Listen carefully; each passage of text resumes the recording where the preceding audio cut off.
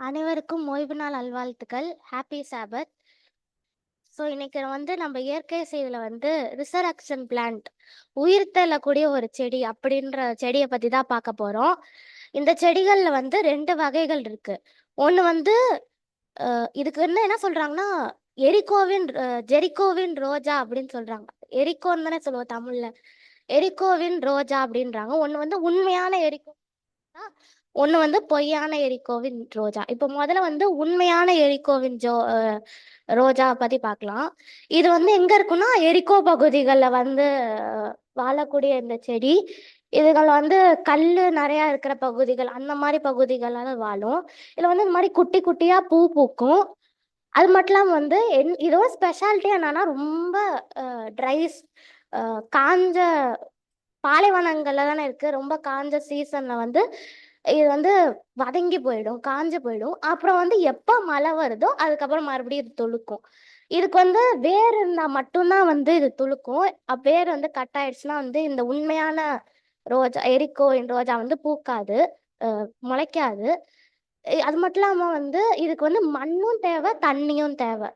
இந்த உண்மையான ரோஜா, எரிக்கோவின் ரோஜாவுக்கு. இப்ப பொய்யான எரிக்கோவின் ரோஜாவை பார்ப்போம். இதுதான் பொய்யான எரிக்கோவின் ரோஜா. இது எங்க இருக்கும்னா, அமெரிக்கா, யுஎஸ், மெக்சிகோ அங்க சைடு இருக்கிற பாலைவனங்கள்ல இது வாழக்கூடியது. இதுல பூவெல்லாம் கிடையாது. வேர் இல்லைனாலுமே தண்ணி கொஞ்சம் சும்மா அந்த இலைகள் மேல தண்ணி இருக்கும்ல, டியூ, அது பட்டாலே போதும். இது ரிவைவ் ஆயிக்கும் மறுபடியும். இப்ப என்னன்னா, இந்த உண்மையான எரிக்கோவின் ரோஜா பார்த்தோம்னா, இது தன்னோட அஹ், காய் காய்ச்ச பிறகு, அதாவது பழம் விட்ட பிறகுதான் இது காஞ்சு போகுமா. அது மட்டும் இல்லாம நல்லா மழை பெஞ்சுனா தான் இது மறுபடியும் அஹ், அஹ், துளிர் விடுமா. என்னன்னா, இது இப்போ பாலைவனங்கள்லாம் மழை பெய்யறது ரொம்ப கஷ்டம் இல்ல. 10 மில்லிமீட்டர் மழைக்கு மேல பெஞ்சினாதான் இந்த செடி மறுபடியும் துளிர் விடுமா. அதுக்காக 5 ல இருந்து 10 வருஷம் கூட ஆகிறதுக்கு டைம் ஆகும். அது வரையுமே இது காஞ்சு போனாலும் அப்படியே இருக்கும். தண்ணி பட்டா இது மறுபடியும் உயிரோட ஆயிடும். அது மட்டும் இல்லாம இந்த செடிகள், ரெண்டு செடிகளுமே நிறைய மருத்துவ குணங்கள் நிறைஞ்ச செடிகளா இருக்கு. இப்போ இதுல நம்ம ஆவிக்குரிய வாழ்க்கையில எப்படி பார்க்கலாம் அப்படின்னு பார்க்கலாம். முதல்ல ஒரு வசனத்தை வாசிப்போம். லூக்கா 9:60.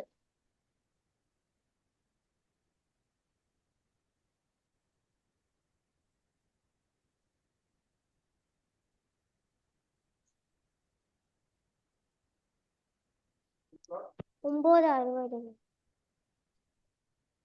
அதற்கு இயேசு, மரித்தோர் தங்கள் மரித்தோரை அடக்கம் பண்ணட்டும், நீ போய் தேவனுடைய ராஜ்யத்தை குறித்து பிரசங்கி என்றார்.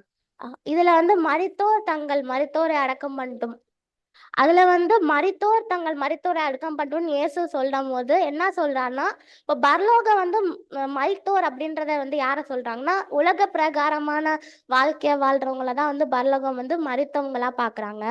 இப்போ இன்னொரு வசனத்தை வாசிப்போம் அதை புரிஞ்சுக்கிறதுக்கு. 1 பேதுரு 1:4 அப்புறமா 23 வாசிங்க. ஃபர்ஸ்ட் 4, அதுக்கப்புறமா 23. 1 பேதுரு 1:4 மற்றும் 23.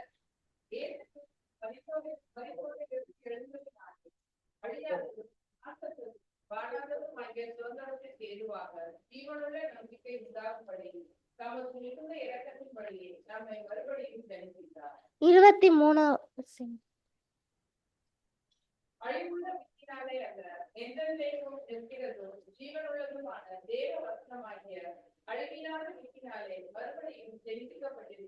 இப்ப எப்படி இந்த செடி எந்த ஒரு கடினமான சூழ்நிலையிலும் தண்ணி மண் இருந்தாலுமே இது துளிர்த்து முளைச்சிடுது. அது மாதிரி இந்த வசனத்துல நம்ம வாசிக்கும் போது நம்மள்ட்ட தேவ வசனம் இருந்தா நம்ம தேவ வசனம் தான் இருந்தா நம்ம துளிர் விட்டு நல்லா வளருவோம்.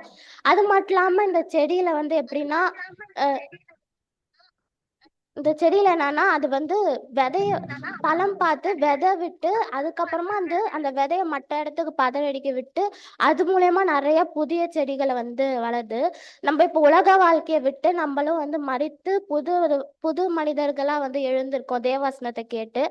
நம்ம மட்டும் கேட்டா பத்தாது. இப்ப நம்ம வந்து கேட்டிருக்கிறத வந்து அந்த விதை எப்படி வந்து மற்ற இடத்துல பதறடிக்க விட்டு புதிய செடிகளை முளைக்க வைக்குதோ அதே மாதிரி நம்மளாலே வந்து விதைகளை நம்ம கத்துக்கிட்ட வசனத்தை விதைங்கிறது வசனத்தை தானே குறிக்குது. நம்ம வந்து லூக்கா 8:11 பாக்குறோம்ல, விதைங்கிறது வசனத்தை குறிக்குது.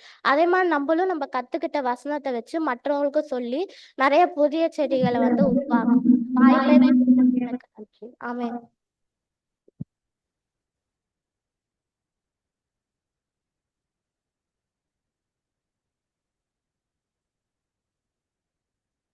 செத்துப்போன ஒரு செடி எப்படி அந்த மண்ணும் ஈரம் பட்ட உடனே துளிர்க்குது, அதே போல பரலோகம் எப்படி ஒரு மனிதனை பார்க்குது? உயிரோட இருந்தாலும் அவனை செத்து போனதான் பார்க்குது. ஆவிக்குரிய வாழ்க்கையில அவன் செத்து போனவனை தான் பார்க்குது, அவனை வந்து மரித்தோரா பார்க்குது. அப்போ ஆவியானவரும் இயேசு கிறிஸ்துவும் தான் செத்து போன ஒரு மனிதனை திரும்ப உயிர்ப்பிக்க முடியும் அப்படிங்கிற ஒரு நல்ல ஒரு இயற்கை செய்தியை நம்மோடு பகிர்ந்து கொண்ட மகளை தேவன் ஆசீர்வதிப்பாராக. சபையின் சார்பாக உங்களுக்கு நன்றி தெரிவித்துக் கொள்கிறோம். அடுத்ததாக நாம் ஊழியறிக்கைக்குள்ளாக கடந்து செல்வோம். ஊழியறிக்கையை நம்மோடு ஆலயத்தில் உள்ள சகோதரி புஷ்பலதா அவர்கள் இப்பொழுது நம்முடைய பகிர்ந்து கொள்வார்கள்.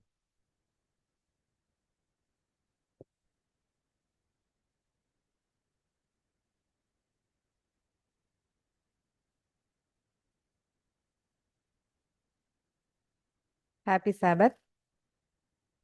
அதாவது நிறைய நாளுக்கு அப்புறம் நான் வந்து இன்னைக்கு இங்க முன்னாடி நின்று பேசுறேன். தேவன் இந்த தருணத்தை எனக்கு கொடுத்துருக்காரு. ஆண்டவர் கொடான கொடி ஸ்தோத்திரம். ஊழியறிக்கையில இன்னைக்கு வந்து